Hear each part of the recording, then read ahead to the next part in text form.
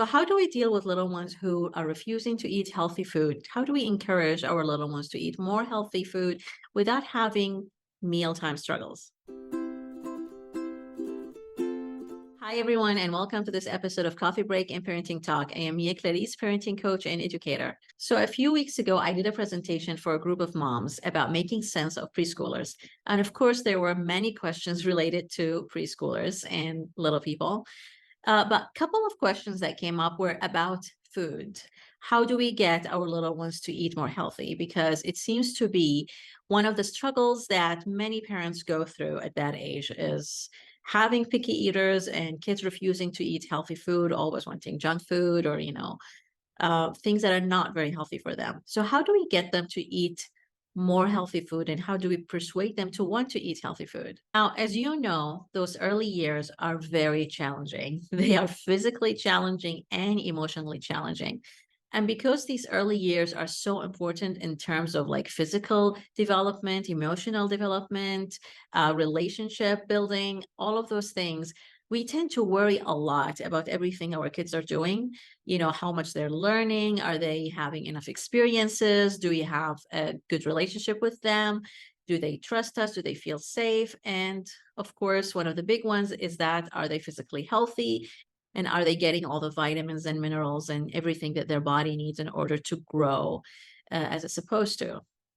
But as you probably know, at this age, there are a few things that are happening. Children are exploring their environment, they're learning at rapid speed, they're trying to make sense of their relationships, trying to make sense of how the world works, also trying to make sense of their own bodies and their own preferences. And one of the characteristics of a 3 year old or a 4 year old is starting to develop that sense of self, who they are and what they like and what they don't like. So naturally, food becomes one of the major areas where they want to make their preferences known and where they also test their autonomy. So, 3, 4 year olds are also trying to kind of go out in the world and become more independent. After being so dependent on their parents the first couple of years, now they're trying to realize that I can be my own person. I can make my own choices. That might be the age that they start going to preschool. So they're starting to experiment with their own autonomy. And in order to do that, they're going to have a lot of counterwill. They're going to have a lot of no's, a lot of objections, and a lot of uh, maybe defiance sometimes in order to break away from that dependency that they started with in their early years. So, of course, food becomes a major issue at this point. And of course, our family habits and, the way that you do food in your family, that's going to have some role in your child preferences. Now, one very important thing that I always encourage parents to think about is making mealtime fun. So, a lot of times when we get so worried about what our children are eating and whether or not they're eating enough healthy food or not, we become so stressed. And then that reflects in mealtime struggles. So, we might get upset with our children, or we might even come to mealtime already ready to fight. We might come with that energy that we know our child is not going to accept our healthy home cooked meal that we worked hours to prepare. So we might come in with that energy, like ready to argue with our kid or trying to, bribe them or entice them to eat something new, something healthy. So that energy that we come with, and most of the time we're unconscious of it because we're so wrapped up in our own thoughts and, our own worries. But that energy is pretty powerful because kids do tend to sense our energy and read our facial expression and our body language, even when we're not conscious of it. So kids are very sensitive to stress levels. You might not know that you're stressed, but you might see from the way that your child reacts to you that they are sensing your stress. So when they get stressed and worked up, a lot of time it has to do with the adult's own stress. The child picks up on it and they act in their own way.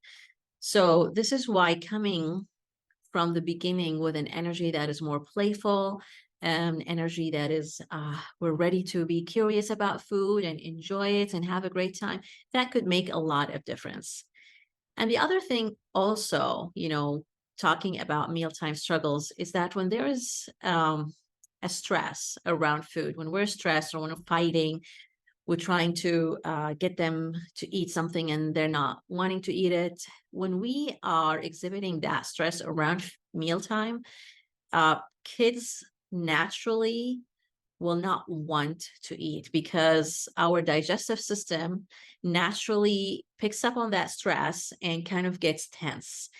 And this is in order to protect us, because if we eat food while we are stressed and we have those stress hormones going through our bodies, our stomach does not digest food very well. And then we end up having stomach cramps. We cannot get all the vitamins and minerals properly from the food that we're eating because our digestive system is stressed. So eating during stress is not good physically for our body, which is why when we are feeling stressed or we were in an argument, or, think about it like if you're sitting at a meal with extended family and everybody is arguing and fighting, usually we lose our appetite to eat. We will just want to leave and we feel like we're not hungry anymore. We don't want to eat.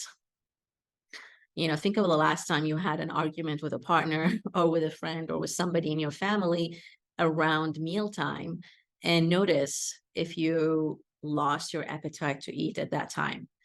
So stress is a very important factor in increasing the appetite or decreasing our appetite to eat food. So my first recommendation is to turn those meal times into fun times. Take away the stress. So the first step would be to take away any stress around mealtime, any worry about, for the time being. If you just take away all your worries about what your child is eating or how much they're eating and what is the nutritional value of everything they're eating, and just focus on making that mealtime fun. So what ideas can you come up with to make that mealtime more fun? A place where you're laughing, you're giggling, you're sharing fun moments of your day. You are just having a light conversation. Just think about and see what ideas you can come up with around increasing the fun around mealtime. So sometimes, for example, making a little food art might bring some fun into mealtime, but not everybody likes it. I remember one time when I wanted my son to eat, I can't remember what is it that he wasn't eating at the time. Maybe it was boiled eggs or tomatoes, but I saw this online where someone made a plate of food of like boiled eggs and tomatoes and like olives and some green leaves, but it looked like three cows, the faces of three cows. And I was so proud of myself. It looked so fabulous. I couldn't believe that I did something like that, food art. But then when I presented it to my son, he screamed. He absolutely thought it was horrible and there was no way he would eat it. So it's not all, ideas, things like this might not always work, but I know for some families and for some kids, that could be a great option. Kids might actually love to eat food that's been arranged a certain way. So that is one idea. Another idea is sometimes engaging them in an activity that is fun for them. So I remember when my kids were little, we always used to read stories for them. Unfortunately, I know with these new generations, the iPad or the phone becomes the main entertainment for dinner time. And I heard that from other parents where like, if I put my child in front of an iPad, I can feed them anything. And though that might be true, that is definitely true. A lot of kids, when they're watching something or doing something on their iPad, you can put whatever you want in their mouth. However, I do not think that should be like the overall strategy. I'm not going to say like never use the iPad or the phone. I think those are options that could be useful if you are traveling or if you're in a new environment or, like some unusual circumstances that is temporary. I don't think that using the iPad and the phone as an entertainment while eating is a good option in the long run as something that you do every day. And there are a few reasons for that. One of them is we don't want them to get hooked or, feeling addicted to watching or having that kind of stimulating entertainment while eating, because it is very stimulating and it's also very addictive. And when you start it in a very young age, it's going to be a lot harder for them to break that habit later on.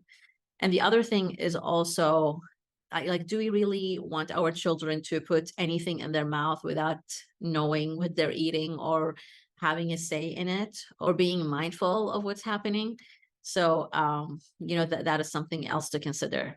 So, for us, as I said, we did stories, reading, because that had a benefit, reading books and, talking about the stories that we're reading. There was a relationship there between, me or my husband when we were feeding our kids. So, the reading activity is more engaging, and also it's a relationship, right? Like, we could stop, we could pause, we could ask questions.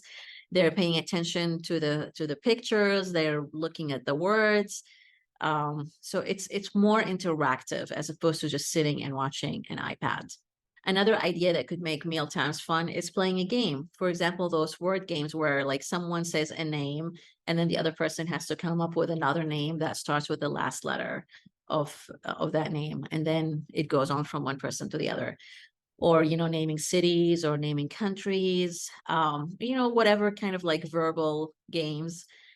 Sometimes there are those mealtime games also, where you have like little cards with questions about your favorite movie or something funny that happened last week, or other questions that just kind of like get people to talk. So, you could find a version that's appropriate for little ones. Could also be just providing colored pencils or crayons. Some restaurants do that. They give, when they see there's a kid on the table, they hand that kid some crayons and paper, coloring paper, and that kind of keeps them engaged for a little bit. So sometimes, like, yeah, book activities for little ones, anything that kind of like makes that mealtime a bit more fun. And then as you're doing these extra thing to make mealtime more fun, you're also telling funny stories, you're laughing, you're sharing some funny moments, maybe making fun of each other, kind of like whatever brings humor into the family.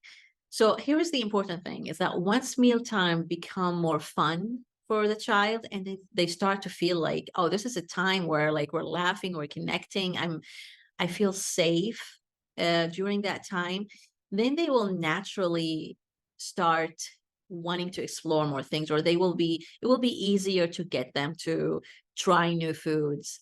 And the other thing that I want to remind you of is that it's not a good idea to force kids to eat food that they do not like.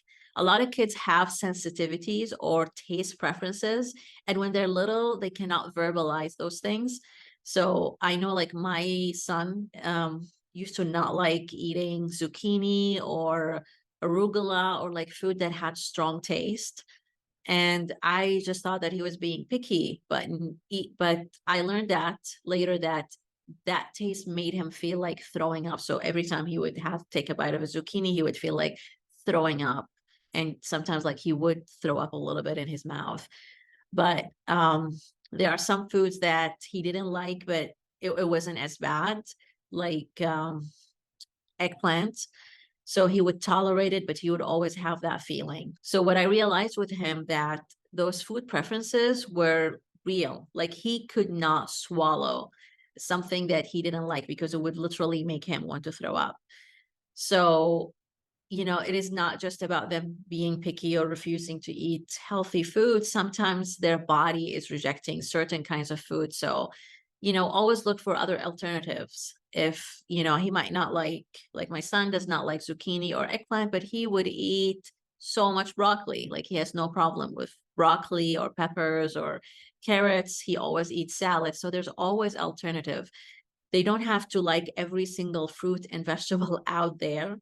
There should be few that they like. And also, when we get their input into planning, like talking about what can we make next week, what should we cook for Tuesday, what should we make for Wednesday, you kind of get their inputs. And when they start to feel as part of the decision making, and possibly part of the making of the food, preparing the food, if you feel like you can get your child to participate in washing the vegetables, or, getting them safe knives to cut a few things. That could also help them, have more ownership and feel more in control of what's going into their body. And naturally, this will get them to experiment more and, try new things. And another thing that's worth mentioning here is that a lot of food that kids eat, for example, like chicken nuggets, you can actually make that at home. Like, I didn't know that you could make homemade chicken nuggets at home, and I found out that was actually very easy. So if you Google like making homemade chickens or homemade chicken strips, very easy to make. Also, like, you can make healthy fries at home. Just you could think about like, what are the things that my kid like to eat, and how can I make that in a healthier way, and maybe add some ingredients that they might not eat by itself, but they would eat it as part of this other recipe. So I'm sure like there are a lot of recipes where you could hide certain foods and then they can eat it as part of something else, kind of like making pasta sauce and then, adding other vegetables into the sauce and just blending it so that the child doesn't actually know that they're eating all these healthy vegetables. It's just part of the sauce. So at the end of the day, the point is to make mealtime fun and to get on the side of the child. So we're not fighting against the child, but we're getting on the same side as they are, and we're trying to figure it out with them, and that actually serves um, their sense and their need for loyalty, right? They want to feel and know that the parent is on their side. So they want to know that you care about their preferences and that you are on their side. So at the end of the day, when it comes to feeding our little ones healthy food, it's important to remember to not worry and stress about it too much, especially around mealtime.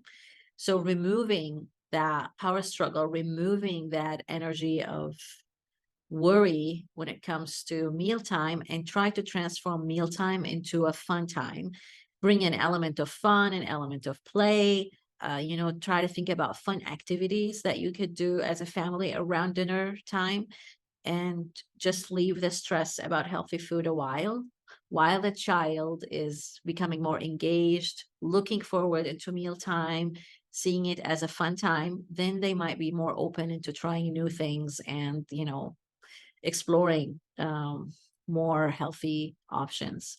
And then the second thing is to try to involve them as much as possible in the process of like planning what we're eating next week, maybe helping, wash some vegetables, prepare them, cut them, explore them with their hands. So, for little ones, hand exploration and messy work is so important. So even if it might make a lot of mess in the kitchen and you're thinking about cleaning or, picking up after your little one, but that process actually help them want to try more foods and explore new options. So explore that food play as much as possible. And remember not to force kids to eat things that they don't like, because they might have like sensitivities to certain foods and certain tastes. And if we force it on them, we're just going to make that sensitivity even bigger. So coming alongside the child and then trusting their instincts and trusting what they like, and then trying to find healthier options for the things that they already like, and then maybe, offering a few other things that they can explore, but without force and without demanding that they should try more food. And one last thing is to also not bribe children with food. So a lot of times we bribe them with sweets, right? Like, if you do your homework, then we're going to have ice cream. Or if you finish this chore or do this thing, then we can, go have desserts. So we don't want to make food as a reward or punishment. We don't, especially desserts, because then we are enforcing external motivations. We're also getting them that feeling that I can reward myself with this sweet, and that's a good thing. So, sweet addiction can become a big health problem in the future. So as much as possible, keep food neutral. It's not something to be used as a punishment or reward, just keeping it as what it is, a nourishment, something that we need to have in order to nourish our body. This is how we start building healthy eating habits. And that is in order to prevent future food related issues and struggles. So these are my thoughts on getting little ones to eat more healthy food. I wish you the best with mealtime play and fun. Let me know what ideas you come up with, and like, what do you do in order to make mealtime more interesting and more fun for your little one? Thanks for listening. And if you enjoyed this episode, please make sure to like and subscribe. And if you have any questions or comments, please email me, mia@miaclaris.com. Have a great day.